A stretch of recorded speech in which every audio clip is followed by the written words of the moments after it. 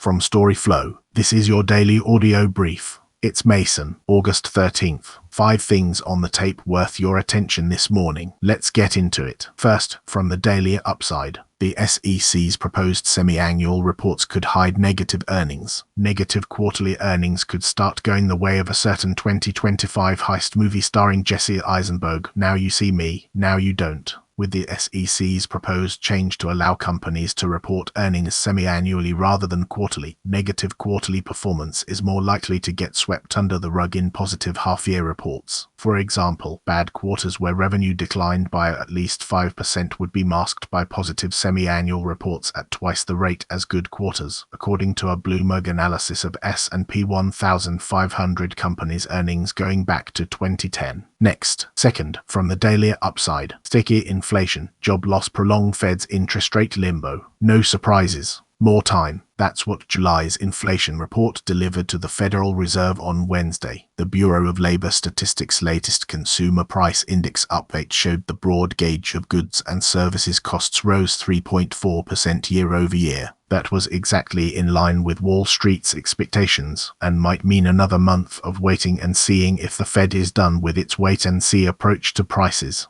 Up next, third, from the Daily Upside. Vanguard's new custom model portfolios hope to prove one size doesn't fit all. There are models everywhere, and we're not talking about Fashion Week. Vanguard on Wednesday announced new customizable model portfolios, which will allow advisors to tweak the firm's existing strategies and customize them based on client preferences. Advisors can work with one of 3 selected partners, Vestmark, Orion or SS&C Black Diamond Wealth, to adapt the models to fit values and tax preferences. And then, fourth, from Fortune. The Philippines needs power of all sorts to build energy security following a nationwide crisis, says Prime Infra CEO Guillaume Lucci. To engineer-turned-corporate executive Guillaume Lucci, there's a straightforward solution to the Philippines' ongoing energy emergency. Departing Google chief scientist Jeff Dean has been in talks for a $10 billion valuation for his new AI startup. Jeff Dean left Google last week to start Discovery Loop, a new AI company. He has been in talks to raise $1 billion at around a $10 billion valuation. And for his new AI startup, sources say. The company says it's using AI to tackle some of the biggest challenges in science and engineering. What we need is more energy of all sorts, not only more renewable energy, Lucci, the CEO of Filipino infrastructure firm Prime Infra, tells Fortune at the firm's headquarters in Pasay City, Manila. Next, fifth, from Business Insider. Jeff Dean spent 27 years helping build Google. Now, investors could be betting $1 billion that he can build the next big thing in AI outside it. Up next, sixth, from Pristine Capital. CRWV NBIS earnings spark a memory rally. TradingView officially launched their creator program, and Pristine Capital was featured in the article. Thanks for your support of our work, as always. Without further ado, let's take a deep dive under the hood of today's price action.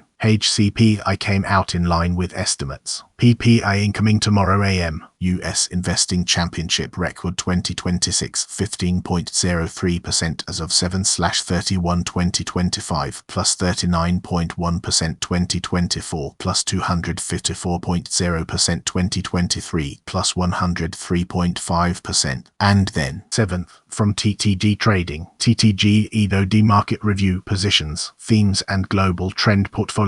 Hey, so today's market was all about the drama, with a bunch of stocks making huge moves. We're talking SBCX, NBIS, CRWV, EHA, SMACI, Dell, HBE, Light, EAT, and Carver. Those were the ones that really stood out. Meanwhile, the indices were pretty steady, barely budging from their open highs. The macro picture was a bit more interesting, with bonds taking a small hit, the dollar ticking up, and the VIX dropping by 5%. Crude oil prices were flat at around $83. Semiconductors, telecoms, biotechs, and gold miners were the leaders, while builders, China, retail, and software lagged. Looking at the index review, the SPY, QQQ, and IWM all closed decently near their open highs. Send earnings plus call notes $126.1 million revs, ESD $119.8 million, $58.3 million GP, ESD $49 million, 46.2% GM, ESD 40.9%, 5.3 million, N dollars op income, ESD $0.5 million, $9.8 million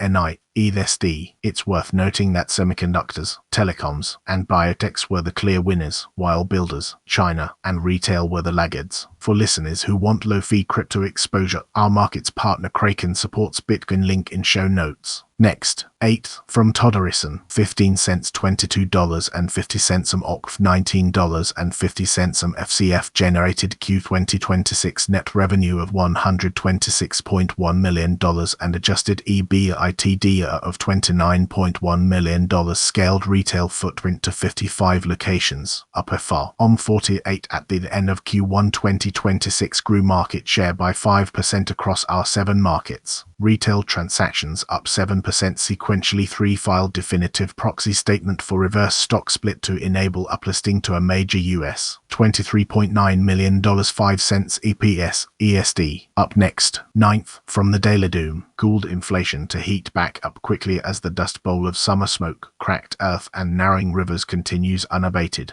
U.S. Consumer Price Index eased 0.2% in July, driven almost entirely by a dip in energy costs that stemmed from a temporary oil price lull. That relief feels thin, because the underlying price pressures haven't shifted. Most categories still rose, and the fuel price drop was more a product of a brief ceasefire than a lasting trend. Meanwhile, the Iran-US standoff shows no signs of softening. Tehran's new security chief reiterated that without a change in American behavior, the Strait of Hormuz will stay closed, while US officials continue to lean on sanctions rather than direct talks. In the UK, drought now covers 71% of England, pushing wheat and milk yields down and flagging a looming food price shock that could echo through global markets. And then, 10th, from Lessuston 1, futurist ETF futter Coherent Corp $. Q4 earnings report. Coherent Corp delivered an outstanding fiscal fourth quarter performance today, August 12, 2026, significantly beating Wall Street expectations across both top and bottom lines. Driven by accelerating demand in AI data centers and optical connectivity, the company showcased robust revenue growth and meaningful margin expansion. Revenue, $2.05 billion, an increase of 34% year-over-year, comfortably beating the consensus estimate of $1.98 billion.